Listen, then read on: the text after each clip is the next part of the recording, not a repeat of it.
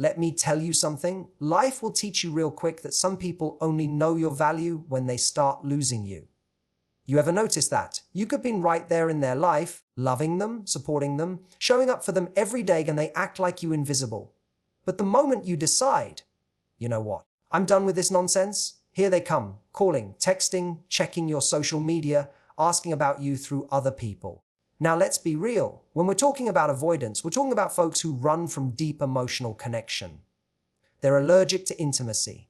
The second you get too close, they pull back like you're about to ask for a kidney. But here's the twist. They don't want to lose you either. Oh no. They want you close enough to feed their ego, but far enough so they don't have to be vulnerable. So why does 95% of them try to control you after you walk away? Because walking away shifts the power. See, as long as you were chasing them, they had control. They could give you crumbs of attention when it suited them, keep you guessing, keep you in that loop.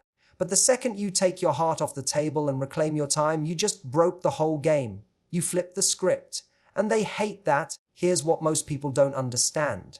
Avoidants fear abandonment, but they fear intimacy even more. So they live in this tug of war. When you're there, they push you away. When you're gone, they pull you back. Why? Because you leaving triggers something in them. It's not always love. It's control. They start thinking, wait, if they can leave me, maybe they don't need me. And if they don't need me, maybe I'm not as important as I thought. That's an ego crisis right there. And let's be honest, some of you all know this cycle too well. They start blowing up your phone, sending those "I've been thinking about you" texts, acting like they suddenly changed overnight. No, they didn't change. They just lost their grip on you. And here's the key: if they can pull you back in, the control is restored. You're back in the palm of their hand, dancing to the same tune you swore you'd never dance to again. You got to understand something. Walking away is not just physical. It's emotional. It's mental. And when you do it for real, you're telling them, I choose me now. That choice threatens their entire sense of power. So they'll try every trick in the book. Guilt, nostalgia, fake apologies, sudden acts of kindness, just to get you back in their orbit. But here's the part nobody tells you. If you fall for it, the cycle restarts. Nothing changes. They'll keep you just close enough so you can't truly move on, but far enough so they never have to give you what you deserve. That's why the strongest thing you can do is keep walking. Let them chase shadows. Let them sit with the reality that you ain't theirs to control anymore. When you realize your peace, your self-respect, and your future are worth more than their little games, you won't just walk away, you'll stay away. When you are in a relationship with an avoidant, whether it is romantic, family, or even a friendship, there is often a subtle but very real power dynamic at play. Avoidants tend to feel safer when they're the ones controlling the pace, the closeness, and the terms of the connection. They keep you at just enough distance to protect themselves from vulnerability, yet they allow you close enough to keep you invested. As long as you are the one doing the chasing, the initiating, the trying, they hold the power. They can decide when to respond, when to pull back, and when to give you just enough attention to keep you hanging on. But the moment you decide to walk away, to stop chasing, to stop trying to fix things, that entire balance changes. Suddenly, the control they have over your emotions, your time, and your energy starts slipping away. They are no longer the one who gets to decide how the connection operates. Because you have taken that decision into your own hands, this shift creates discomfort for them because it forces them to confront a reality they have avoided. One where you are not dependent on them for validation or emotional crumbs. When you were chasing, they could maintain a sense of importance, knowing you would bend yourself to fit their boundaries and walls. When you walk away, you demonstrate that you are no longer willing to play by those unspoken rules. This disrupts the dynamic they have grown comfortable with, and it can even make them feel powerless, which is a feeling avoidants are not used to handling well. Walking away communicates a kind of strength that many avoidants find unsettling, because it shows you are no longer operating within the emotional framework they set up. It's not just about physically leaving the relationship. It's about reclaiming control over your own choices and no longer letting their inconsistency dictate how you feel about yourself. The avoidant senses this shift in energy immediately, and often their reaction is to try to pull you back in so that the old balance of power can be restored. It's less about missing you in a healthy, loving, and more about missing the position of control they had when you were fully engaged and emotionally invested in chasing them. They can sense when the grip they once had over you is loosening, and that loss of control can trigger their need to reel back into the cycle. This is why so many avoidants suddenly become more attentive, affectionate, or even apologetic after you walk away. It's not necessarily because they have undergone a deep transformation. It's because they feel the shift in power and want to restore the comfort of having you in the role they are used to seeing you in, the role where they hold the strings and you dance to the rhythm they set without questioning it. Avoidants have a complicated relationship with emotional closeness because at their core, they carry a deep fear of intimacy. They are often uncomfortable with vulnerability, with letting someone see their true emotions, or with relying on another person in a meaningful way. This discomfort leads them to create distance, both emotionally and sometimes physically, whenever a relationship starts to feel too close or too demanding. But underneath that fear of intimacy, there is another equally powerful fear that drives their behavior: the fear of losing control. For an avoidant, control becomes a kind of safety net. If they can control the pace of the relationship, decide when to give attention and when to pull away, and determine the level of emotional engagement, then they feel protected from the risks that come with real emotional connection. The idea of someone else holding influence over their feelings or being in a position to hurt them is deeply unsettling, so they manage the relationship in a way that keeps them in charge. This means that when you are pursuing them, waiting for their responses, and accepting their limited emotional availability, they can feel secure in knowing they have the upper hand. They get to dictate the flow, which shields them from the unpredictable nature of intimacy.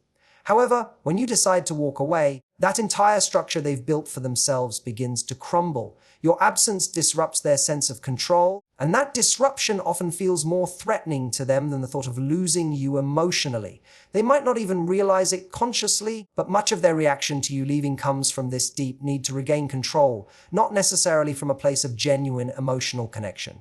This is why so many avoidants, who seemed uninterested or distant while you were in their life, suddenly become more active in reaching out once you're gone. They want to restore the dynamic where they were in control, where you were the one adapting to them, and where they didn't have to step into uncomfortable emotional territory. The fear of losing control pushes them to act in ways they didn't when you were still around, because they are no longer dictating the terms of the relationship. It's not that their fear of intimacy has disappeared. It's still there, influencing their every move, but it is temporarily overshadowed by the even stronger fear of losing their sense of power in the relationship. The avoidance behavior after you walk away is often an attempt to balance these two fears, to draw you close enough to reestablish control while still keeping you fair enough to avoid true vulnerability. This is why their attention can feel inconsistent and confusing, because it is not driven by the same kind of open-hearted connection you may be looking for. It is driven by their need to maintain their position of emotional authority over the situation. When you choose to step away from an avoidant, whether it's after months or years of dealing with their patterns, something powerful happens on their side that has little to do with genuine love and much more to do with their ego. Avoidants operate in a way that allows them to maintain a sense of importance in your life without fully investing themselves emotionally. As long as you are present, reaching out, and showing them that you care despite their distance, they can rest in the comfort of believing they are significant to you without having to work for that position. Your attention, even when it's frustrated or hurt, feeds their ego because it confirms they have an influence over your emotions and decisions. But when you walk away, that confirmation disappears. The calls stop. The texts stop. The posts they're used to seeing from you aren't there anymore. Suddenly, the quiet sets in, and with that silence comes an uncomfortable realization for them. Maybe they aren't as central in your life as they believed.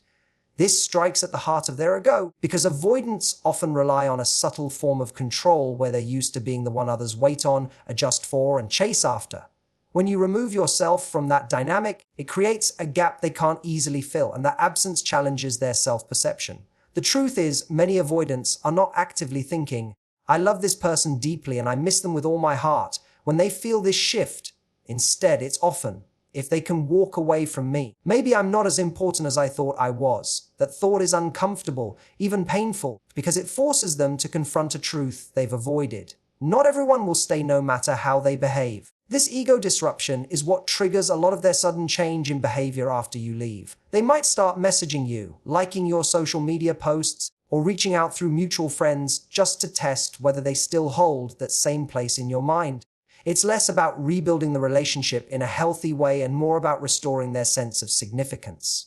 The ego does not like being ignored or replaced, so they will often make efforts to pull you back into their orbit to reestablish themselves as someone you think about, react to, and respond to. The absence of your presence forces them to see that their position in your life is not permanent or guaranteed, and for someone who thrives on the comfort of being chased without having to give too much, that's a jarring experience. Your decision to walk away sends a silent but powerful message. They no longer have automatic access to your attention, and that shift in reality can be a bigger blow to their ego than anything you could have said to them directly.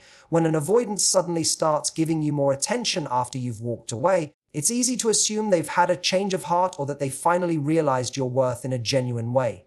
But in many cases, that surge of interest has less to do with love and more to do with the desire to regain control over the dynamic.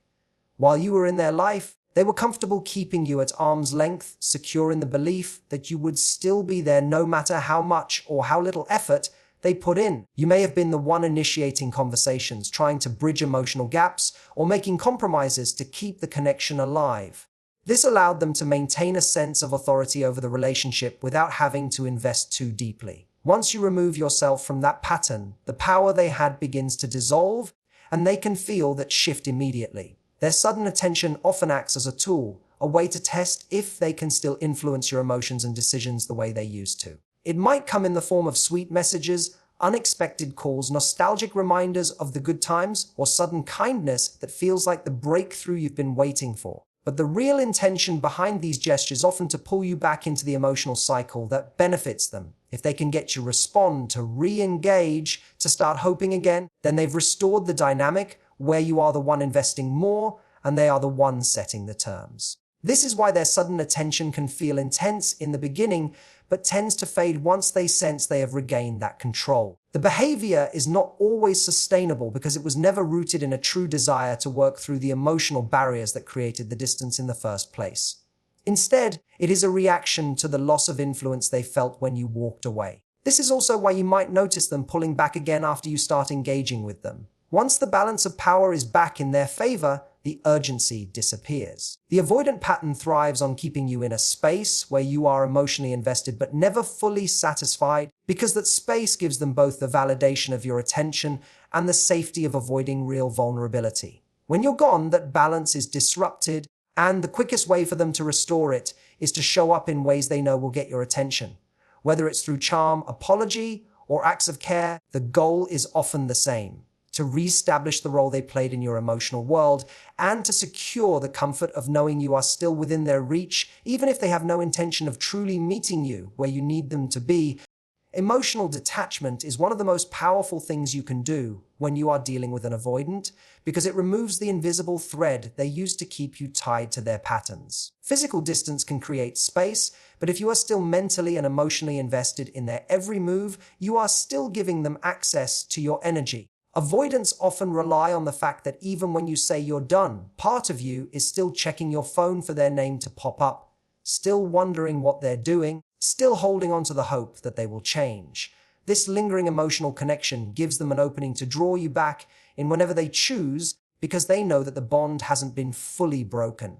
When you learn to detach emotionally, you take that power away. You stop reacting to their attempts to bait you back into the dynamic, and you stop letting their behavior dictate how you feel about yourself or your life. Emotional detachment is not about becoming cold or heartless. It's about reclaiming your peace and refusing to let someone else's inconsistency control your emotional state. For an avoidant, this kind of detachment can be more threatening than you disappearing physically, because it means they have truly lost their influence over you. They can send a message, they can post something designed to get your attention, they can even try to make you jealous. But if you are emotionally detached, none of it has the same effect. This shift is powerful because avoidants are used to operating in a space where they can predict your reactions and use them to maintain their sense of control. Once they realize you are no longer moved by their efforts, it forces them to confront a reality they have spent most of their lives avoiding, the reality that they cannot keep someone without giving more of themselves than they are comfortable with. Emotional detachment also protects you from being pulled back into cycles that only drain you. It allows you to see their behavior for what it is instead of through the lens of your emotional longing. Without that emotional fog, you can recognize when their sudden interest is just another attempt to regain control rather than a genuine change. You stop personalizing their distance, understanding that it is a reflection of their own fears and limitations, not your worth. And because you are no longer emotionally reactive, you can make decisions from a place of clarity instead of from a place of hope or fear. This is the point where you stop being someone they can keep on standby and start being someone who lives on their own terms. And that shift changes the entire dynamic in a way that most avoidants do not know how to handle. Staying away after you've walked away from an avoidant is the final and most crucial step in breaking the toxic cycle, because it prevents you from being drawn back into the same patterns that kept you stuck. Avoidants have a way of pulling you in just enough to make you believe things will be different, only to retreat once they feel they have regained control. This push and pull dynamic can go on for months or even years if you allow yourself to keep returning whenever they reach out.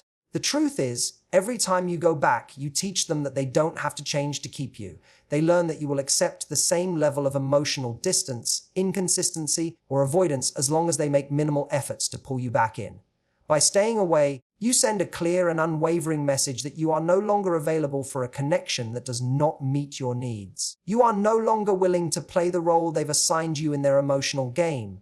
This absence forces them to face the reality of losing you for good, something they often believe will never truly happen. It also allows you the space to heal without being re-triggered by their behavior, because healing requires consistency, and consistency is impossible when you are being pulled back into instability. Staying away protects your self-respect by ensuring that you do not keep re-entering a situation where you are undervalued. It helps you break the habit of giving second, third, and 10th chances to someone who has shown you repeatedly that they are unwilling or unable to meet you halfway. For the avoidant, your continued absence disrupts their usual coping mechanisms because they cannot restore the power dynamic they relied on when you were still emotionally accessible to them. They may try different tactics: apologies, charm, sudden vulnerability, or even manipulation to lure you back, but the key is to recognize these actions for what they erring attempts to regain control rather than genuine transformations. When you remain firm in your decision to stay away, you shift the focus from them back to you. You reclaim the time, energy, and mental space that was once tied up in wondering about their next move or hoping for change. This creates room for healthier connections, ones built on mutual respect and emotional reciprocity. Avoidants may not be comfortable with the idea that you can live and thrive without them, but that discomfort is part of what allows the cycle to finally break. Staying away not only protects you from further harm, it reaffirms your own worth and reminds you that you are capable of building a life that does not revolve around someone else's inability to show up fully